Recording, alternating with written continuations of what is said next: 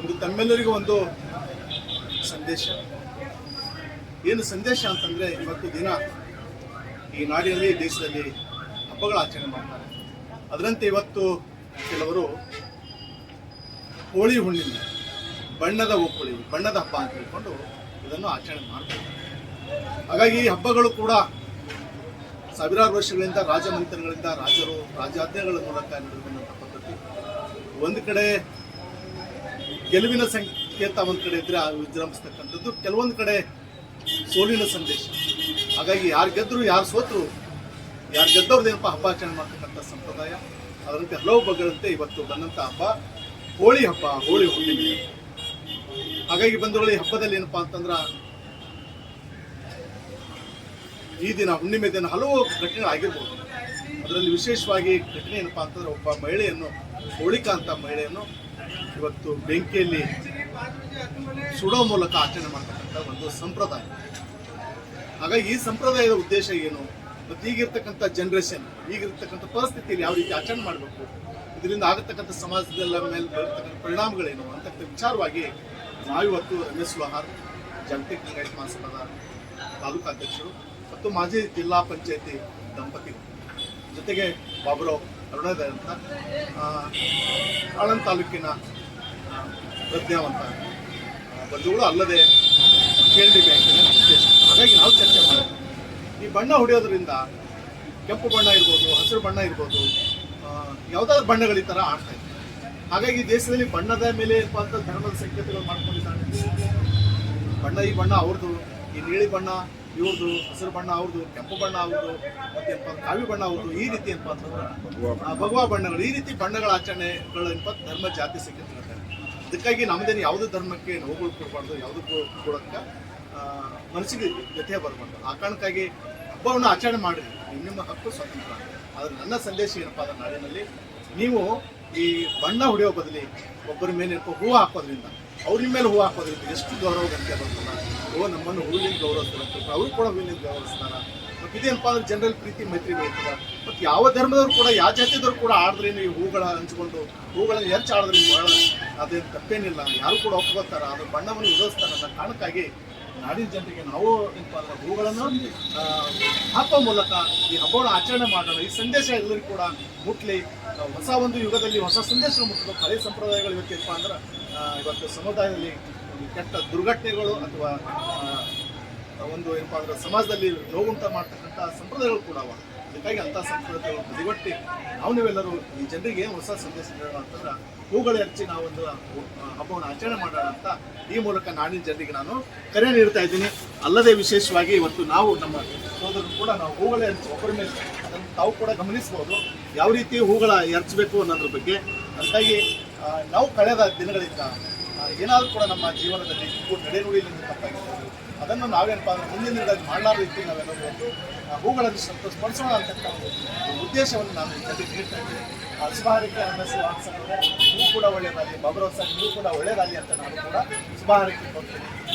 ಸಾಧು ಈ ರೀತಿ ನಾವು ಹಬ್ಬ ಆಚರಣೆ ಮಾಡೋಕ್ಕೋ ಮೂಲಕ ಇವತ್ತು ನಾಡಿಗೆ ಪ್ರೇಮ ಮೈತ್ರಿ ಹೆಚ್ಚೋಣ ಅಂತ ತಿಳ್ಕೊಂಡು ನಾನು ನಮ್ಮ ಮೂಲಕ ಏನಪ್ಪ ಅಂದರೆ ವಿನಂತಿ ಮಾಡ್ತಾ ಇದ್ದೀನಿ. ಅದಕ್ಕೆ ನಮ್ಮ ಕ್ಯಾಮ್ರಾಮ್ಯಾನ್ಗಳು ಕೂಡ ಹೂಗಳನ್ನಪ್ಪ ಸಮರ್ಪಿಸೋಣ. ಆ ಕಾರಣಕ್ಕಾಗಿ ನಮ್ಮೆಲ್ಲರೂ ಶುಭಹಾರೈಕೆ. ಈ ವಿಷಯ ಕುರಿತು ನಮ್ಮೊಂದಿಗೆ ಸ್ವಾಗತ ಸಾಗಿದ್ದಾರೆ, ಬಾಬುರಾವ್ ಸಾಗಿದ್ದಾರೆ. ಅವರು ಕೂಡ ಏನು ಚರ್ಚೆ ಮಾಡ್ತಾರೆ, ಜನರಿಗೆ ಏನು ಸಂದೇಶ ಸರಿ ತಪ್ಪ ಬಗ್ಗೆ ಅವರು ಕೂಡ ಎರಡು ಅನಿಸಿಕೆಗಳು ವ್ಯಕ್ತಪಡಿಸ್ತಾರೆ. ಎಲ್ಲರಿಗೂ ಶರಣ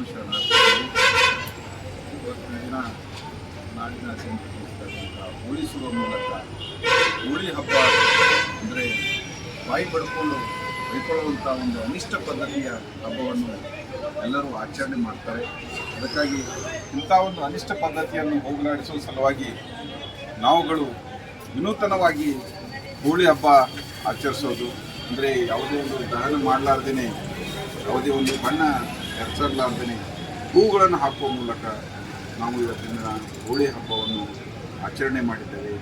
ಹಿಂದೆ ಪುರೋಹಿತಶಾಹಿಗಳು ಒಂದೊಂದು ನಮ್ಮನ್ನು ದಾರಿ ತಪ್ಪಿಸುವ ಸಲುವಾಗಿ ಏನೆಲ್ಲ ಕುತಂತ್ರಗಳನ್ನು ಮಾಡಿ ಆ ಕುತಂತ್ರಗಳನ್ನೇ ನಮಗೆ ಒಂದು ಹಬ್ಬವನ್ನಾಗಿ ಆಚರಿಸಲು ಹಚ್ಚಿದ್ದು ನಮಗೆಲ್ಲ ಬಹಳ ನೋವಿನ ಮತ್ತು ಬೇಸರದ ಸಂಗತಿ. ಇವತ್ತಾದರೂ ನಾವೆಲ್ಲ ಇಂಥ ಆಧುನಿಕತೆಯಲ್ಲಿ ಬೆಳೆದವರು, ಆಧುನಿಕತೆಗೆ ಬಂದವರು. ಇವತ್ತಿನ ಮೊಬೈಲ್ ಯುಗ ಇದೆ. ಇಂಥ ಯುಗದಲ್ಲೂ ಕೂಡ ಅಂಥ ಅನಿಷ್ಟ ಪದ್ಧತಿಗಳನ್ನು ನಾವು ಆಚರಣೆ ಮಾಡ್ತೀವಿ ಅಂತಂದರೆ ನಮ್ಮ ಸಂಸ್ಕಾರದಲ್ಲಿ ಬದಲಾವಣೆ ಆಗದೇ ಇದ್ರೆ ಎಷ್ಟೊಂದು ಆಧುನಿಕತೆ ಬೆನ್ನತ್ತಿದ್ರೆ ಏನಂತಲ್ಲ. ಅದಕ್ಕಾಗಿ ಇವತ್ತಿನ ದಿನ ಏನದಲ್ಲ, ಈ ಸಮಾಜದಲ್ಲಿ ಏನು ಅನಿಷ್ಟ ಪದ್ಧತಿಗಳಿವೆ, ಕೆಟ್ಟ ಪದ್ಧತಿಗಳಿವೆ, ಏನು ಮೌಢ್ಯಾಚರಣೆಗಳಿವೆ, ಅದನ್ನೆಲ್ಲ ತೊಲಗಿಸಿ ನಾವು ಒಂದು ಬಸವ ತತ್ವ, ಬುದ್ಧನ ತತ್ವ, ಅಂಬೇಡ್ಕರ್ ತತ್ವ ಮತ್ತು ಪೆರಿಯಾರ್ ರಾಮಸ್ವಾಮಿಯವರ ತತ್ವ, ಕಬೀರದಾಸರ ತತ್ವ, ಕನಕದಾಸರ ತತ್ವ, ಈ ಒಂದು ದಾರಿಯಲ್ಲಿ ಹೋಗುವ ಸಲುವಾಗಿ ನಾವೆಲ್ಲ ಪ್ರಯತ್ನ ಮಾಡೋಣ. ಅದಕ್ಕಾಗಿ ಎಲ್ಲ ಅನಿಷ್ಟಗಳನ್ನು ಅಳಿಸಿ ನಾವು ಪ್ರೀತಿ, ಬಾಂಧವ್ಯ, ಸ್ನೇಹ ಮತ್ತು ಒಂದು ಮಮಕಾರಗಳಿಂದ ಎಲ್ಲರೂ ಸೇರಿಕೊಂಡು ಈ ಸಮಾಜವನ್ನು ಮುನ್ನಡೆಸೋಣ ಅಂತಕ್ಕಂಥ ಒಂದು ಸಂದೇಶವನ್ನು ನಾನು ಹೇಳುತ್ತೇನೆ ಬಂಧುಗಳೇ. ಅದಕ್ಕಾಗಿ ಎಲ್ಲರೂ ಕೂಡ ಮೌಢ್ಯತೆಯಿಂದ ಹೊರಗೆ ಬಂದು ಹಬ್ಬಗಳನ್ನು ಆಚರಣೆ ಮಾಡಬೇಕು. ಹಬ್ಬಗಳು, ಹರಿದಿನಗಳು ಅಂದರೆ ಅದು ನಮ್ಮ ಸಂಪ್ರದಾಯ ಮತ್ತು ಸಂಸ್ಕೃತಿ. ಅದೇ ತಪ್ಪು ಸಂಸ್ಕೃತಿಯನ್ನು ಮಾಡಬಾರ್ದು ಅಂತಕ್ಕಂಥ ಒಂದು ಸಂದೇಶವನ್ನು ಬಂತೇಜಿಯವರು ಕೊಟ್ಟಿದ್ದಾರೆ. ಅವರಿಗೆ ಧನ್ಯವಾದಗಳು. ಮತ್ತು ಅದೇ ರೀತಿ ನಮ್ಮ ಸ್ನೇಹಿತರಾದಂಥ ಬಾಬುರು ಅರುಣೋದಯ್ PLD ಬ್ಯಾಂಕಿನ ಡೈರೆಕ್ಟರ್ ಇವರು ಒಂದೆರಡು ವಿಚಾರಗಳನ್ನು ಹೇಳ್ತಾರೆ.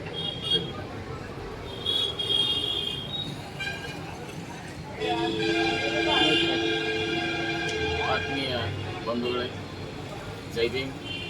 ಇವತ್ತು ಹುಣ್ಣಿಮೆ ದಿವಸ ಎಲ್ಲರೂ ರೂಢಿಯಲ್ಲಿ ಮಾಡತಕ್ಕಂಥದ್ದು ಹೋಳಿ ಹುಣ್ಣಿಮೆ ಅಂತೇಳಿ. ಇವತ್ತು ಈ ದೇಶದಲ್ಲಿ ಮತ್ತು ಈ ನಾಡಿನಲ್ಲಿ ವಿವಿಧತೆಯಲ್ಲಿ ಏಕತೆ ಇದೆ. ಇಲ್ಲಿ ಎಲ್ಲ ಜಾತಿಯ ಜನರು ಒಂದಾಗಿ ಬಾಳುವ ಒಂದು ಸಂಸ್ಕಾರ ಇದೆ. ಅದರಲ್ಲಿ ನಾವು ನಮ್ಮೆಲ್ಲರಲ್ಲಿ ಏನು ವಿನಂತಿಸಿಕೊಳ್ಳುವುದೇನೆಂದರೆ, ಇವತ್ತು ಈ ಅನೇಕತೆಯಲ್ಲಿ ಏಕತೆ ಅನ್ನೋದು ಬಹಳ ದೊಡ್ಡ ವಿಷಯ. ಅದಕ್ಕಾಗಿ ಎಲ್ಲರೂ ಕೂಡ ಈ ಬಣ್ಣ ಎರಚದೆ ಪರಸ್ಪರ ಅಪ್ಪಿಕೊಂಡು ಹೂಗಳನ್ನು ಕೊಟ್ಟು ಒಂದು ಅವರಿಗೆ ಗೌರವ ಸಮರ್ಪಣೆ ಮಾಡುವ ಮೂಲಕ ಈ ಹಬ್ಬವನ್ನು ಆಚರಿಸೋಣ ಅಂತ ಹೇಳಿಕೊಂಡು, ಇವತ್ತು ನಮ್ಮ ಬಂತೇಜಿಯವ್ರ ಜೊತೆಗೆ ಮತ್ತು ರಮೇಶ್ ಲೋವಾರ್ ಜೊತೆ ಚರ್ಚಿಸಿ ಈ ಒಂದು ನಿರ್ಧಾರವನ್ನು ನಮ್ಮಿಂದಲೇ ಪ್ರಾರಂಭ ಮಾಡಬೇಕಂತ ಏನು ನಾವು ಕೈಗೊಂಡಿದ್ದೀವಿ. ಇದು ತುಂಬ ಸಂತೋಷದ ವಿಷಯ. ಅದಕ್ಕಾಗಿ ತಾವೆಲ್ಲರೂ ಕೂಡ ಈ ದೇಶದಲ್ಲಿ ಇದೇ ರೀತಿ ಆಚರಣೆ ಮಾಡಿದ್ದು ಒಳ್ಳೆಯದು ಅಂತ ಹೇಳಿ ನನ್ನ ಎರಡು ಮಾತುಗಳನ್ನು ಮುಗಿಸುತ್ತೇನೆ. ಜೈ ಭೀಮ್, ಜೈ ಭಾರತ್. ಧನ್ಯವಾದ.